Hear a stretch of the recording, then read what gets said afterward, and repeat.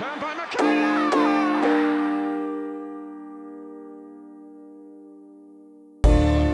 Lovely cushion header. And Gerrard! What a head, son! What a head! Aguero!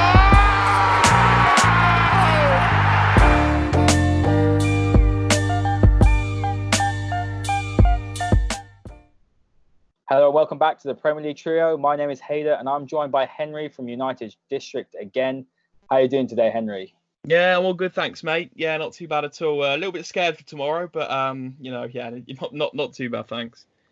I am as well, to be honest with you. It's a little bit of a funny one because it's funny how one result can just change the mood completely.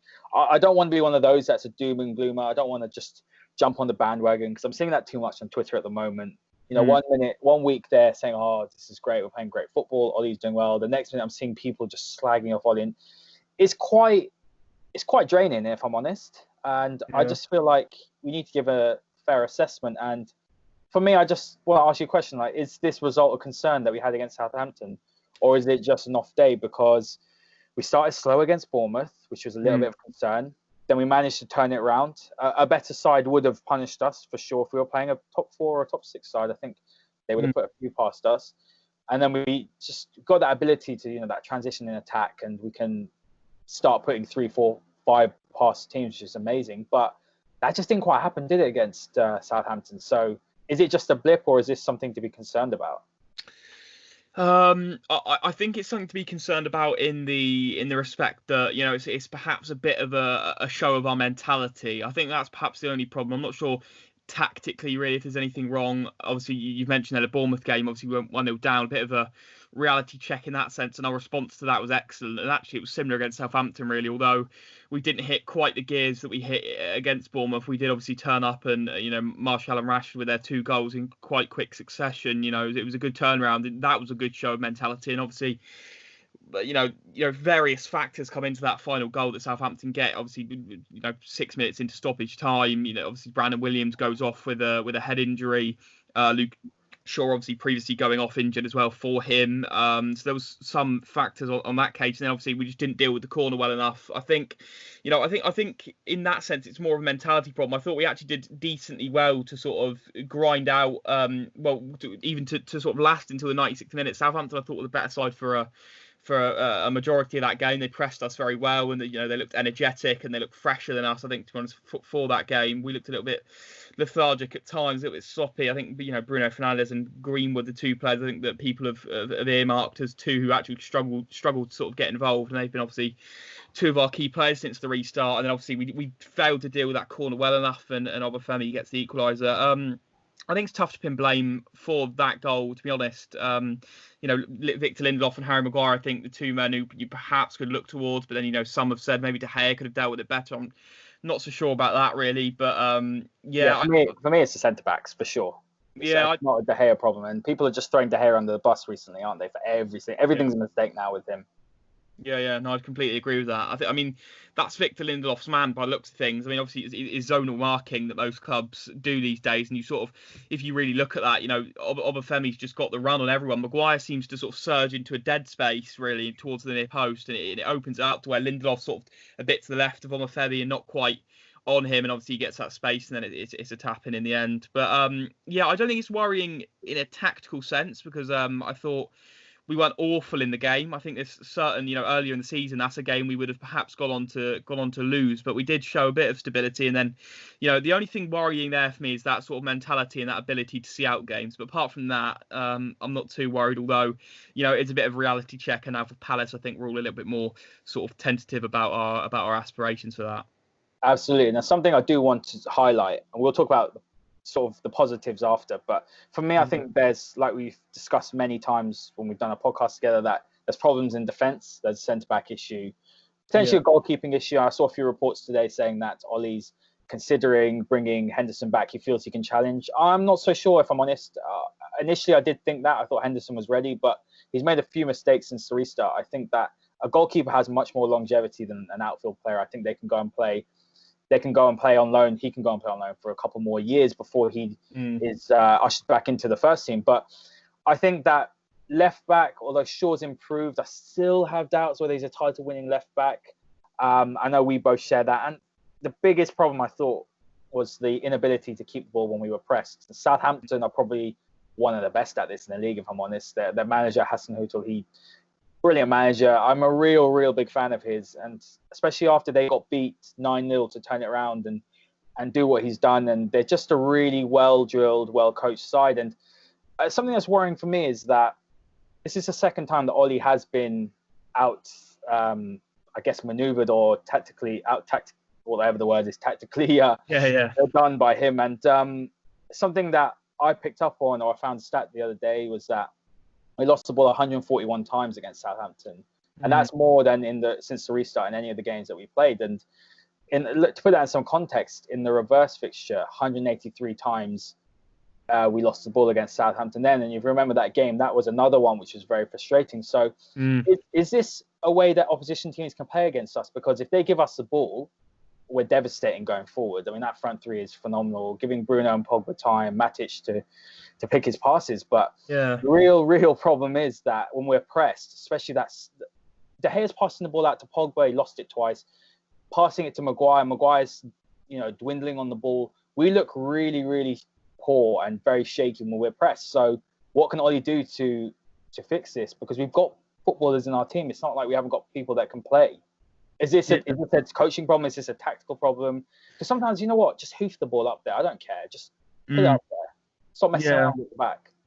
I think it's an interesting one, that, actually, because I think earlier in the season, I think against sort of the teams that pressed high, we actually looked really impressive. I mean, the big games, obviously the record has been fantastic this season, and a lot of those sort of bigger sides do like to press quite high up. Liverpool, for example, at Old Trafford, obviously got a point out of them, which could have easily been 3, a late equaliser. City, obviously, we've iconically done them over a few times this season already. I think that twice in the league and once in the League Cup as well, wasn't it, at their place. I think it's an interesting one, really, that we did struggle against sort of the press of Southampton. I think in a game like that, looking back on it in hindsight, I do think Matic is the man to play at the base of that midfield, because I think I think he frees up Pogba and Bruno excellently. And I don't know how you'd play him, but I think Fred is someone who's really good against sort of those high pressing sides. He's a very press resistant player. And he thrived sort of last year. I remember in the Champions League games of a sort of similar vein, PSG and Barcelona. I remember he did very well in those games. The home game against Barcelona, not the 3-0 at the Camp Nou. Awful game. That really was an awful game. But the home leg, he was very good. And Scott McTominay is a sort of a similar vein as well. And I'm not sure. Pogba looked very poor under the press, I think, against Southampton. There's a couple of times, he gave the ball away, didn't he, that ended up leading to their first goal. And there was another time where he got away with one, where he got caught sort of napping again. This isn't me saying we should drop Paul Pogba. I'm just, sort of saying it's quite interesting how now we've got that midfield three who's looked so good, how, we've sort of changed our style and how we're sort of struggling a bit more against those high pressing sides. I don't know what the sort of fix for that is really, but I think that it's just quite good to note, Fred and McTominay were very good against these sort of sides earlier in the season and obviously last season as well. So, it's an interesting one, and it's just whether, sort of we've changed our identity a bit more, because we used to look better sort of off the ball players as a bit of an underdog with less possession, and that's sort of changed now really, isn't it? I think, the introduction of Greenwood at right wing over James is a sort of an example of that, a player who's much better sort of with the ball at his feet and looking to do things, whereas James is better, getting in behind and, on the counter. So I think our sort of style has changed and progressed over the season, and hopefully we can sort of work out how to play better against those sides for next season. And absolutely, I'd agree, because we've got players that can play with the ball. We can hold the ball. I've always thought, even since the Fergie days, our midfield has been very, very weak. I mean, I know we had Carrick and Scholes at that time, and our midfield, when we had the likes of Carrick, Scholes, Anderson in his prime, the 08 season, we had Hargreaves, we had Fletcher.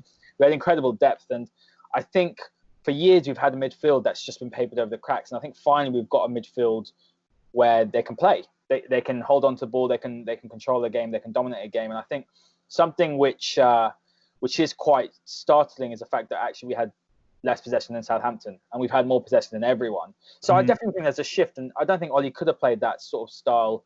Maybe he was more compact. I did think that we were playing on the counter a lot, which we were previous to when Bruno came in and Pogba has been injured.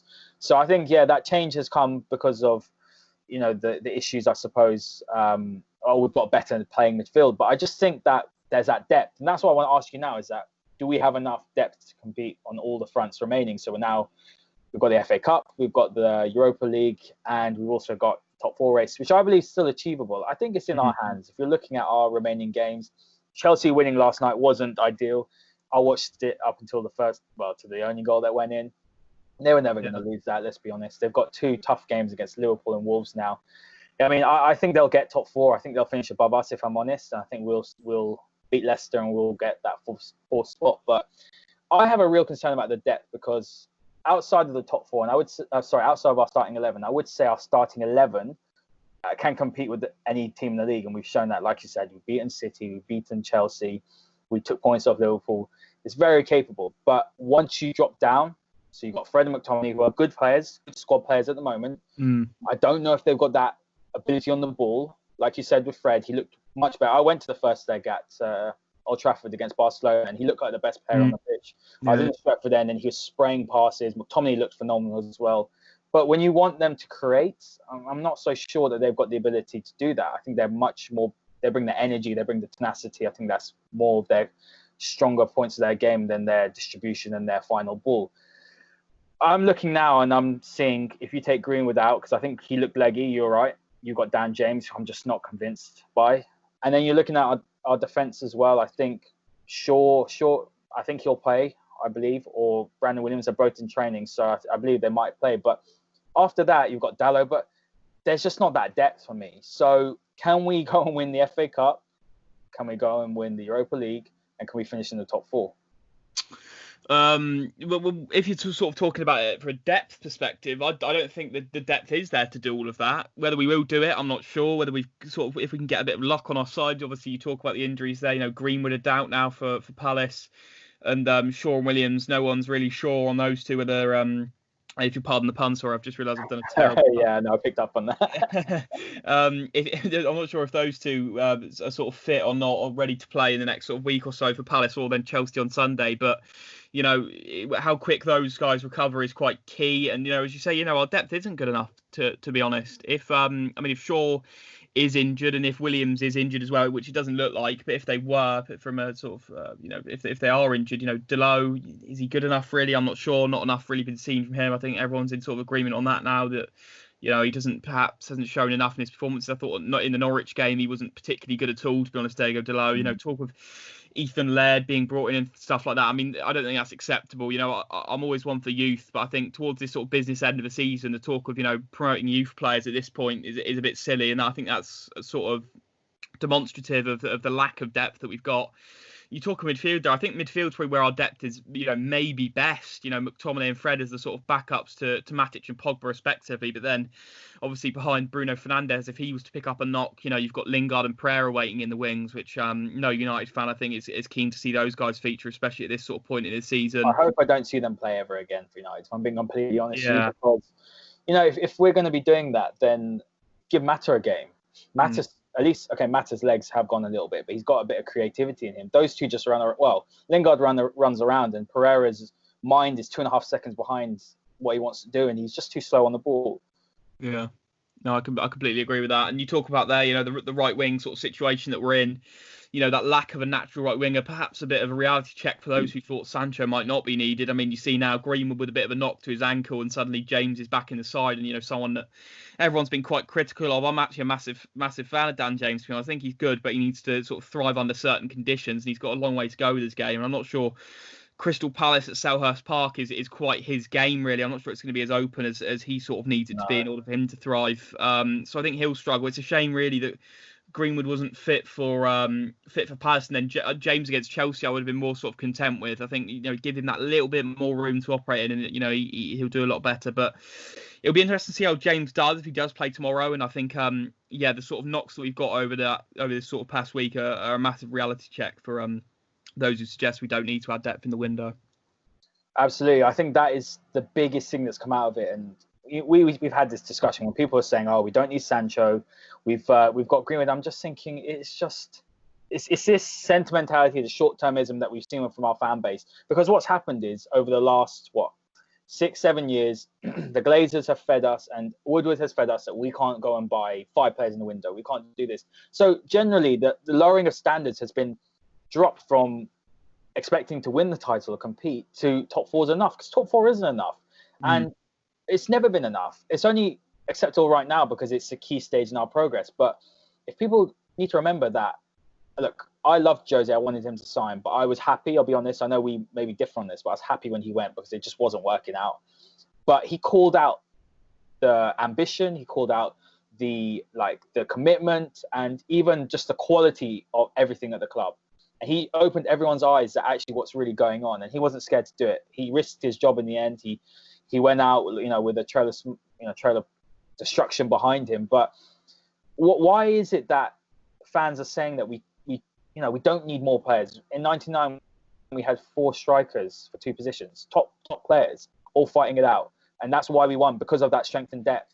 So why are fans saying this? I don't get it. Is it just because? Now this is going to sound silly. It's just because Ollie's manager, and if he's turning around and saying, "Oh, we don't need so and so," or "We got to promote youth," that people are believing that? Because this has never been the case. Even under Fergie, we were consistently saying we need more. Do you remember the years in the last few years of Fergie's reign where we were signing the likes of Overton and Michael Owen to replace Ronaldo?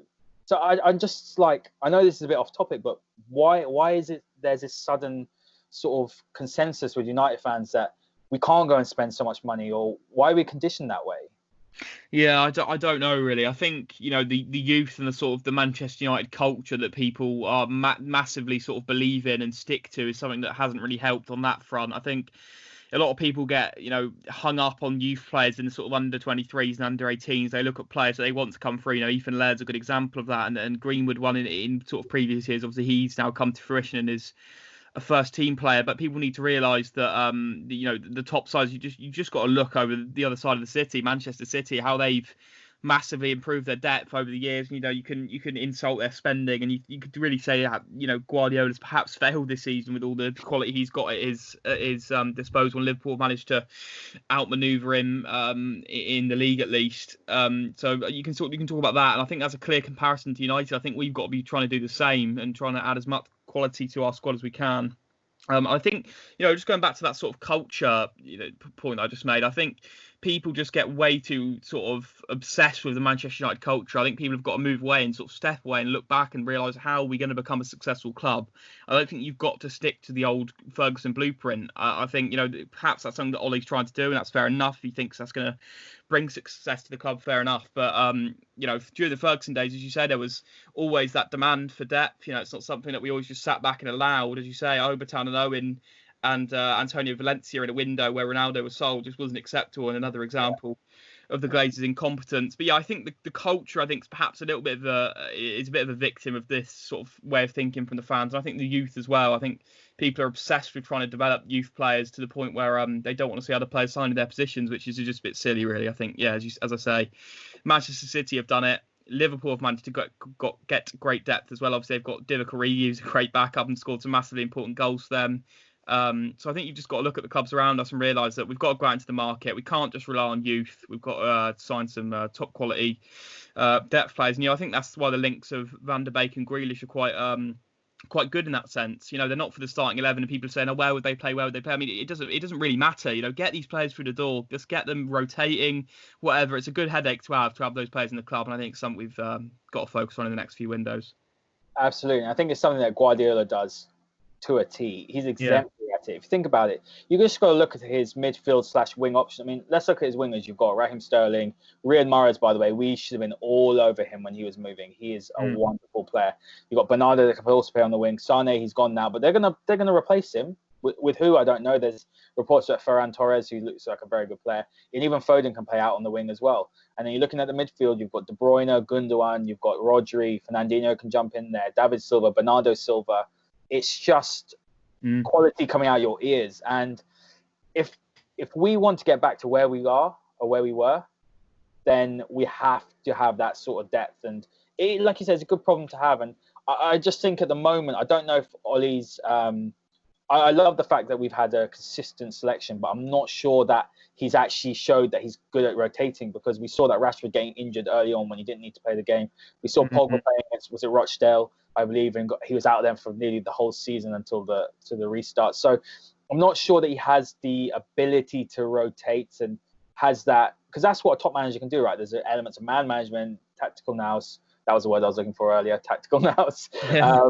And the ability to rotate the squad in a way that Fergie was perfect at. So I don't know, maybe I have a few doubts about that, but that's leading on to my next question, which is, who would you rest against Palace? And this is a really tough one because this is a must-win game. I think that our goal difference is phenomenal if you actually look at it compared to Chelsea's. Leicester's are similar. I think it's a couple of goals difference in their favour, but if we put a number on them, Chelsea have to win the next two games, realistically. Liverpool, I believe they're playing away. Am I correct? And then they've got Wolves as well. I'm not sure if they're home. But who are you going to rest? Because we've also got the FA Cup. And are you going to prioritise? A Club United side should never prioritise. But I feel like, for me, the league's more important. It'd be great to beat Chelsea, but we need that top four spot, because that's where Sancho hinges on, in my opinion. I know you might have not doubts about Sancho, but is he really worth the money? And I completely understand that, but he's a must for me now. And I think I'd be looking at resting Matic, and I'd bring in Fred and McTominay, whichever one. It wouldn't matter. I would move to a back three as well, and I'd be looking to bring in Bailly, Lindelof, Maguire as that back three, and Wan-Bissaka will probably be playing wing back. And that left position, if Shaw's not playing or Williams won't play, I'd like to see Dalot there. I'm a big fan of Dalot, and I tweeted it today. I said, unfortunately for him, his injury record's poor, but I think there's definitely a player in there. But you're right, he's shown flashes. Whether he's a right back, I'm not sure. I don't think he's good enough defensively. Midfield three, I'd still play Bruno and Pogba, because I think that you just need to get the game. We need to get them playing. We need to get them trying to close the game out as quickly as possible so we can take them off in like 67th, 70th minute with a 2 or 3 goal lead. I think it'll be tough. I think Palace are very well drilled. They're very compact, difficult team to play against. And then I would go for 2 up top, and I'd just go Martial and Rashford. And I would leave James for the game against Chelsea, because I agree. I think he could stretch them, and they'll play a higher line, and that's where he thrives. He has his qualities, I think, Dan James. And I'm not the biggest fan of him. I think he gets into good positions, but his end product is poor. For me at the moment, he needs to work on it. He's still raw, he's still young, he's got time, but he does offer that when you're playing against a side with a high line. He can really get in behind with his pace. So who do you think Ollie's going to rest? What would your starting 11 be? I think you've made a really good point, actually. Sort of that 5 back is something that I haven't really sort of thought about going into tomorrow's game, really. To be honest, I just thought it would sort of be similar to the game against Southampton, but with James on the right. But I think you make a good point. If I was to pick a starting 11, I'd probably say, De Gea in goal. To be honest, I'd say it's similar to yours, actually, to be honest. If you made a good point there with the 5 back that I hadn't really sort of thought about. But I think it could be. It makes sense, doesn't it? If you think about it, if you want to rep certain players, it does. Yeah, I think I still think the FA Cup will be on Ollie's mind, getting that silverware in early. But playing with that back 5, you can sort of, you can take out Matic, he needs to rest. You've got that protection there, and you can probably bring in a Fred McTominay who's not as good defensively as Matic. Yeah, no, I think the only change I'd perhaps make is, maybe rest Rashford or Martial. I'd probably rest Rashford if either. Maybe start Ighalo in a 2 up front. Just to, I'm not all that certain of Rashford up front. Obviously, he's not all that bad, but I think. Just thinking, Chelsea on Sunday. I know you say the Premier League's more important, and I would agree with that for sure. But I think Ighalo and Martial up front would be more than capable, to be honest, against Palace. And I think it's good to have that bit of an outlet with Ighalo to put up front alongside Martial. I think they'd complement each other quite well. But I think you made a great point there with the 5 back. So I'll go with your starting 11, but with Ighalo swapped in for Rashford, I think. I completely forgot about Ighalo. That's really bad, because I'm a big fan of his. I think he's been great since he's come in. He's obviously not a long-term option. He's a short-term fix, and I think we should be looking possibly, for someone younger in the next summer. But yeah, that's a good point. I think Martial would play well off him. And talk to me about Palace. What are you worried about? I mean, I think the obvious one is Zaha, but anything else in particular? Is it? What I'm worried about is it just going to raise their game, because. They've just been meh since we come back, but I feel like they're going to put on a performance. I think one player I'm worried about is the man who scored the winner at Old Trafford, Patrick Van Aanholt, coming down that left-hand side. He's always caused a bit of a problem for us on the sort of overlap. So he's another player to be wary of. As you say, Wilfried Zaha, definitely their sort of main danger man. But, as you say, anyone could pop up with a goal against United. We've seen over the years all types of players popping up with goals. Michael Obafemi, I'm not sure many would have backed him to get a goal off the bench at Old Trafford, but there you go. So it's hard to predict who's going to be the problem for us. I think those two players there, as you said, Zaha and then Patrick Van Aanholt as well. But they've got some good talent as all Premier League sides do. And it's gonna be a tough game. I'm just nervous for all the games now. It's that reality check against Southampton has left us I think all feeling a little bit wary now for what's to come. Absolutely, and that's what it is, isn't it? It's that reality check. When I'm looking at these fixtures, and if there was more than, we're playing pretty much every 2 or 3 days. If it was like one every week, or it was much more spread out, I wouldn't be so concerned about the depth, because I think we've got enough time, rest and time.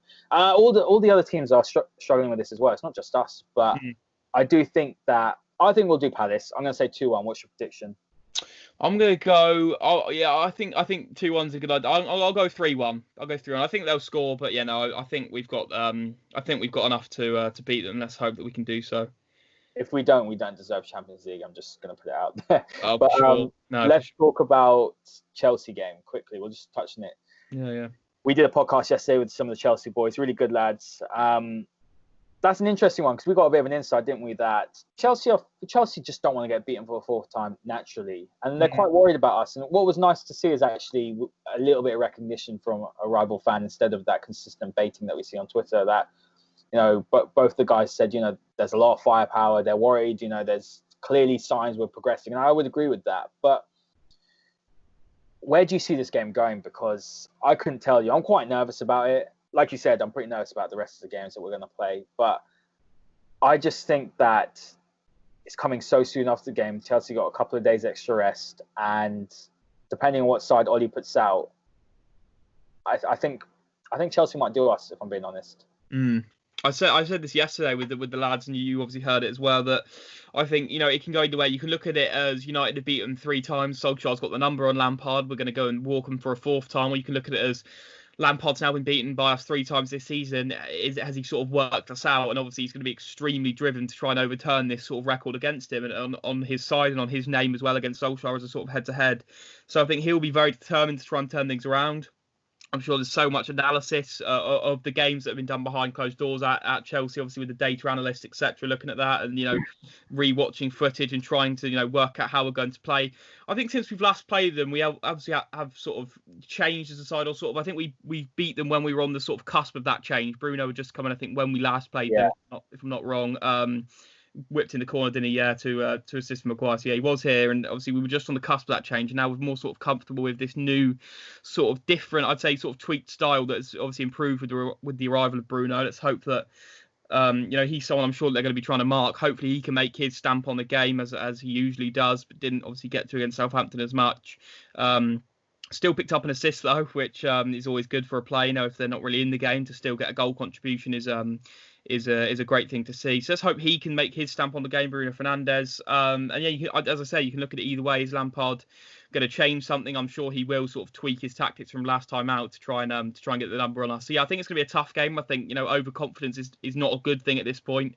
But obviously there is that slight tinge of confidence from the fact we've beaten 3 times this season. But whether we can do it for a 4th, obviously, remains to be seen. I'm not massively confident, but we'll have to see what happens. How important is the FA Cup for our progression? Because I had a few conversations with a few people, and it's very varying. And the FA Cup's definitely lost a little bit of its, I think, its importance and glamour, sadly, because of top 4. And I know a lot of people say, top 4 isn't a trophy, but the amount of money you get for getting the Champions League is just it's crazy. So the FA Cup usually is one that's been neglected, and it's sad that it has, because it's such a great trophy. But how important is it? Because this is the way I think, and I mentioned it yesterday on the podcast we did with the Chelsea boys, and you were there, and I said that something that Pochettino failed to do, and something Jose does very well, and this is a very underrated trait of his, I think, is that he always goes and tries to win a small trophy first, like in his first year. So in our first year, we won the League Cup and we won the Europa League. Yeah. And the reason why for winning these small trophies is that it buys everyone into the project, right? So winning that trophy is the players turning around and saying, okay, look, we've won a trophy now, things are working. The manager's doing it right. We're doing things right. We're going in the right direction. And even if it's something small like a League Cup, it's just tasting that success. And something that Pochettino failed to do, and many times I remember in his first few years, he just, he didn't put any importance. He put out a second or third string side again in the FA Cup, in the League Cup, and he would lose. And as time went on in his 5 years, I think he was successful. I mean, he's completely changed Tottenham as a club from a club that was underachieving to a club that was regularly in the Champions League. Yeah. But I think that what he really missed a trick on was winning a trophy, and he will be remembered for that. Unfortunately, in the history book, you'll see a big fat 0 against his name. So, how important is the FA Cup for Ollie, or is it one of those things where it's just not that important anymore? We just need to get top 4. Europa is perhaps more important. I mean, where are you sitting on this? Because for me, FA Cup is so important. It's just a trophy. We just need to show that we're getting silverware, because otherwise we're no better than Tottenham. We're no better than Liverpool over the past. I know the last few years have been great, but for the X amount of years, they'd won nothing since the League Cup victory against Cardiff. No, I completely agree with you. I think the value of the FA Cup has been massively understated in recent years. I think the value of every trophy, is something, even to the point of the Community Shield. Winning things is the goal of every football club. I mean, that's why we watch the sport. That's why we support the clubs, and that's why clubs exist. So they're there to win things. It's a sport. It's not a game. It's winning is the pinnacle of everything. And I think even to the point where as I say there, Community Shields, League Cups, anything. I think any trophy is good for a club. I think it's good to build a winning squad. I think winning trophies can improve the mentality of a squad. They gain more experience through winning those things. So I think the FA Cup's value has been massively understated in recent years, and perhaps some ignorance from some towards it. I think sort of the more sort of modern manager sort of approach to it is a bit different, isn't it? Really, I think Guardiola does go out and win things, but as you say, massive rotation. Klopp has been extremely. I think his attitude towards it has perhaps shaped the attitude by a lot of people towards it. Quite shameful though, his attitude. I think Liverpool. This is going to sound very controversial, but I think their season promised so much. I was very worried they were going to go win the Champions League along with the Premier League. They could have gone. Honestly, they were that far ahead of everyone this season. They could have gone and won 3 or 4, at least all the domestic trophies. They were that good. They were as much as it hurts me to say that on like a Man United episode, but they were that dominant. So in that respect, I think it's just a complete disrespect to the sport and to the competition, because no one's better than any other trophy. Yeah. No, I completely agree with that. I think his sort of attitude has perhaps changed the attitude of a lot of fans. Liverpool fans, obviously, and we don't care about the smaller trophies and stuff like that. But for me, and I agree with you what you said. The FA Cup is a trophy. A trophy is a trophy at the end of the day. I think it's massive. I just wonder, you sort of touched on Champions League qualification being sort of the bigger goal these days than winning sort of something like the FA Cup. It just makes you think whether or not, in years to come, we could see, the talk of abolishing the League Cup, which is absolutely devastating. But to the other end of the spectrum, I think what should be done and the moves that should be made is trying to, make these trophies more of an appeal to clubs. So, Champions League qualification, being granted to the winner of the FA Cup seems like something that I think would be a great innovation. I know they obviously don't want, they obviously don't want too many clubs from England in from one country in the Champions League. And obviously, our sort of contribution in the Europa League has been quite good over the years, with obviously Chelsea winning it last year and us back in 2017. So I know they don't want sort of 6 or 7 English clubs playing in the Champions League, but we'll have to see what happens in that regard, because I think obviously I think winning it or getting to the final grants Europa League qualification, I believe, if I'm not wrong. But I think Champions League qualification, being granted to the winner would be a good innovation for that. And I think people do undervalue the trophies. I think you're right in saying that winning it would be brilliant, and I'm really looking forward to our chances in it, and really hoping we can go on and win the trophy, because winning things, as I say, that's why we all follow the sport. Absolutely, well said, Henry. So I'm going to ask you your prediction. I don't know. I'm just gonna. Yeah. I feel like Chelsea can do one over, but I'm not going to bet against us. I'm going to say it's going to be a really tight 2-1 to us. Yeah, I'll go with that as well. I'll say 2-1 United as well. Either 2-1 or 1-0. I think, as you say, I think it'll be a tight one. Absolutely, and I'd expect City to be in the final, because I can't see that team from North London, the red one. I can't see them doing anything, to be honest with you. But Henry, honestly, it's been an absolute pleasure again. Thank you very much for coming on. No, cheers for having me on, mate. Really enjoyed it. Looking forward to this week. Obviously, a lot of football to look forward to. Nerves are there as well, but obviously looking forward to it. So, hopefully we can do Palace tomorrow and then progress to the FA Cup final on Sunday. So, exciting times for United. Absolutely, a game pretty much every day. And thank you to all the listeners, and give us a like and subscribe, and we will see you on our next episode.